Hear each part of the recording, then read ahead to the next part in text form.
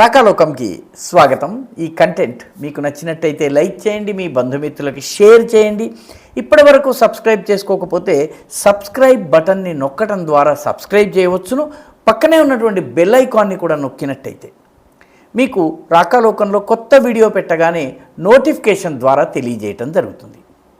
మిత్రులారా, జమ్మూ కాశ్మీర్ రెండు పూర్తి విభిన్నమైనటువంటి దృశ్యాలు కనిపిస్తున్నాయి. ఒక దృశ్యం శ్రీనగర్లో కనిపిస్తోంది. శ్రీనగర్లో అక్కడ ఇటీవలే ఎన్నికలు జరిగినాయి. ఎన్నికలు ఒక అద్భుతం.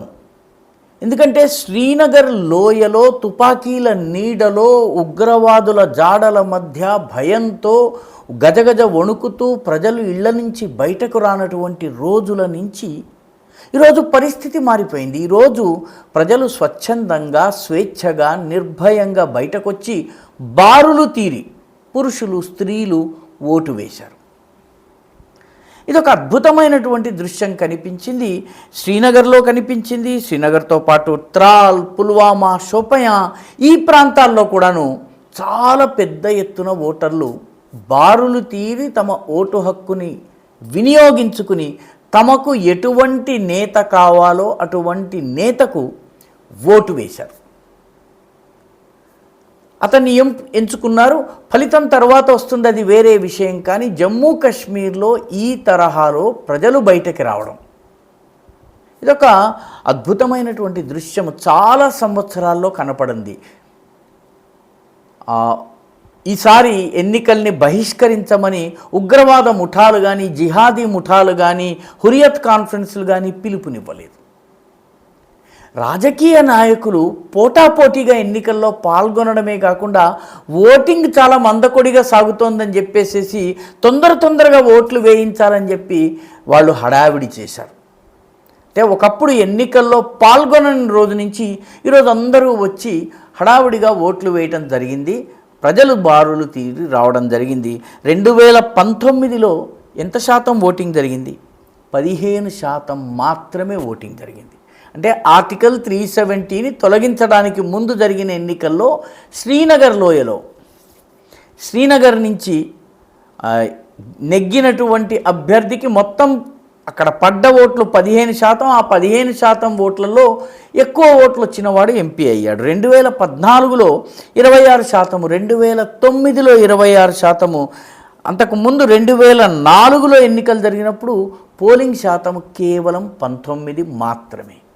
అప్పుడు బాయ్కాట్ పిలుపులు ఉండేవి, నిర్బంధాలు ఉండేవి, బలవంతంగా భద్రతా దళాలు తీసుకొచ్చి క్యూలో నిలబడితే వచ్చి ఓటు వేసి వెళ్ళిపోయేవాళ్ళు. కాబట్టి ఇది స్వచ్ఛందమైన ఓటు అని కూడా మనం చెప్పలేము. అదే 1999లో కేవలం 14% మాత్రమే పోలింగ్ జరిగింది. అంతకుముందు 1991లో ఎన్నికలే జరగలేదు. అంతకు ముందు 1989లో ఎన్నికలు జరిగితే శ్రీనగర్లో నిలబడేందుకు అభ్యర్థి దొరకలేదు. అంటే అటువంటి పరిస్థితి నుంచి ఈరోజు 38% ప్రజలు వచ్చి శ్రీనగర్ లోక్సభ నియోజకవర్గంలో ఓటు వేయటము ఇది ఒక నిజంగా కూడా ఒక అద్భుతమైన దృశ్యము. ఇంకా పోస్టల్ బ్యాలెట్స్, దాంతోపాటు నిర్వాసితులైనటువంటి కశ్మీరీ హిందూ పండిట్ల ఓట్లు అవి కూడా పోస్ట్ ద్వారా వస్తాయి. ఇవన్నీ వచ్చిన తర్వాత ఇది దాదాపు 40%కి చేరవచ్చు, which in it self is a record. అది నిజంగా కూడా ఒక రికార్డ్ అని మనం చెప్పుకోవాలి. ఉగ్రవాదంతో గజగజలాడినటువంటి త్రాల్లో ఈసారి 41% పోలింగ్ జరిగింది.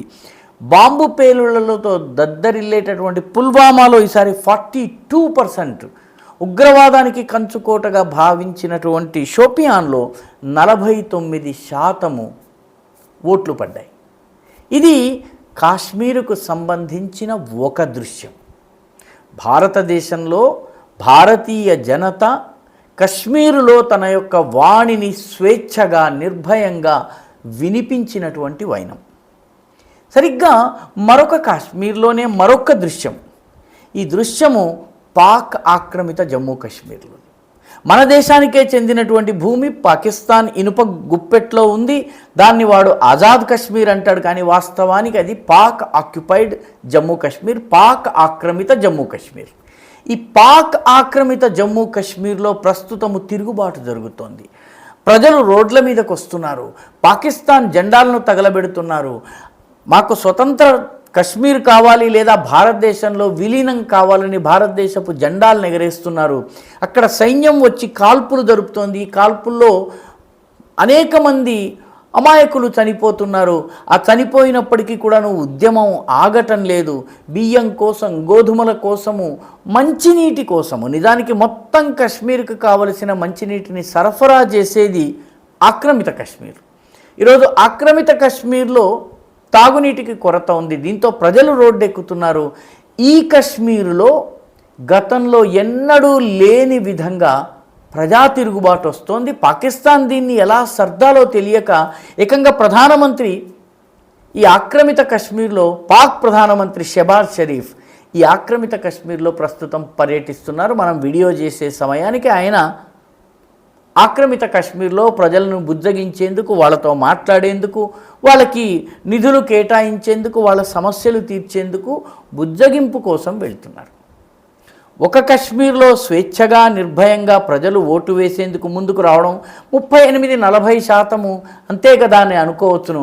హైదరాబాదులో కూడాను దాదాపుగా అంతే శాతము ఓట్లు పడుతున్నాయన్నది కనుక మనం గుర్తు తెచ్చుకుంటే, ఉగ్రవాద సమస్యతో బాధపడేటటువంటి శ్రీనగర్లో జరిగినటువంటి పోలింగ్ ఏదైతే ఉందో అది చాలా ఉత్తమమైనది, ఉన్నతమైనదని మనము గుర్తించవచ్చును. ఒకటి ఆ కశ్మీర్ యొక్క దృశ్యము, రెండవది పాక్ ఆక్రమిత భూభాగంలో ఉన్నటువంటి కశ్మీరులో ప్రజా తిరుగుబాటు యొక్క దృశ్యము. ఈ రెండు మనకి పక్కపక్కన కనిపిస్తున్నాయి. విరుద్ధంగా ఉన్నప్పటికీ కూడాను ఒకే ఆకాంక్షకి ప్రతీకగా రెండు కశ్మీర్లు కలిసి ఒక అఖండ కశ్మీరు ఏర్పడాలి. ఆ అఖండ కశ్మీరము భారతదేశంలో అంతర్భాగంగా ఉండాలి. ఈ కోరికకు ప్రతీకగా రెండు భిన్నమైన దృశ్యాలు ప్రస్తుతము మన కశ్మీరంలో కనిపిస్తున్నాయి. పాక్ గుప్పిట్లో ఉన్నటువంటి ప్రజలు ఈరోజు స్వేచ్ఛను కోరుతున్నారు. ఇక్కడ ఉన్నటువంటి ప్రజలు తమ నిర్ణయాన్ని తాము తీసుకునేటటువంటి ప్రయత్నం చేస్తున్నారు. ఈ రెండు దృశ్యాలు ఆర్టికల్ 370 వెళ్ళిపోవడం వల్ల, దాన్ని తొలగించడం వల్ల సాధ్యమైనవి. ఆర్టికల్ 370 ఉన్నంత కాలము కశ్మీర్లో ఓటింగ్ శాతము తక్కువగా ఉండేది. ఇది గమనించవలసినటువంటి విషయం. ఈ వీడియో మీకు నచ్చినట్టయితే లైక్ చేయండి, షేర్ చేయండి, ఈ ఛానల్కు సబ్స్క్రైబ్ చేయండి. మీ అభిప్రాయాన్ని కమెంట్ల రూపంలో తప్పనిసరిగా పంపించండి.